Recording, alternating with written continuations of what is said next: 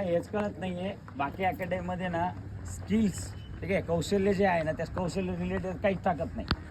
अमुक डमुक हे टाक फ्रंट रोल, तुमचे इव्हेंट जे आहेत त्याच्या रिलेटेड स्किल असल्या पाहिजे. बरोबर, 100 मीटर आलं, speed, strength, coordination, reaction ability, weight training, explosive strength, त्याच्यानंतर तुमचं इंडोरन्स ह्याच्या आता रिलेटेड म्हणजे इव्हेंट रिलेटेड इंडोरन्स, त्याच्यामध्ये ड्रिल्स येतात काही एक्सरसाइजला.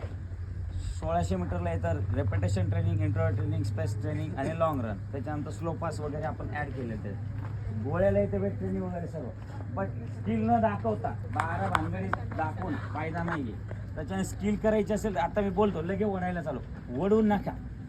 पहिलं तुम्हाला सांगितलं काय, फोर्स घ्या. ग्राउंडची फोर्स, जेवढा फोर्स लावता तेवढी बॉडी ट्रॅव्हल होणार फॉरवर्डला, ठीक आहे.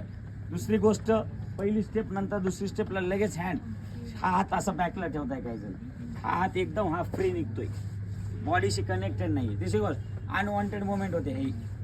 हे बघा समोर पाहिजे, इथून हात येतो इथंच मागं जातो. याला ब्लॉक आहे का कुठं? तुम्हाला वाटणार सर्व त्याला कोऑर्डिनेट होत नाही, पण अजून बी वेळ आहे. 1-1.5 महिना काय, आता बऱ्यापैकी 100 पळताय तुम्ही. पण काय होतं, 12च्या आत जर धावू लागले इथंच तर 12:50 तिथं धावले तर नो प्रॉब्लेम. 18 मार्क आपल्याला 12 मार्क काढायचे. बरोबर आहे. सांगायचं हे, इथं जेवढं चांगलं करता येईल तेवढं प्रयत्न करा. तिथं जाऊन तेव्हा 10 मार्क 12 मार्क येतील. नाहीतर तुम्हाला सांगतो, जेव्हा अकॅडमीतले मुलं काही इव्हेंटला जातात ना, त्यांना हे पण कळत नाही की 100 रुपये वाकडं तिकडे पडायला, आणि आयत्या वेळी एवढ्याला पेमेंट व्हायला.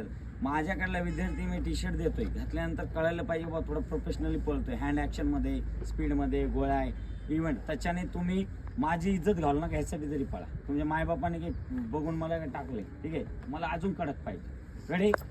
मी तुमचा टाइमपास तुम्हाला भोवतोय. आता पहिल्यांदा जे घंटाभर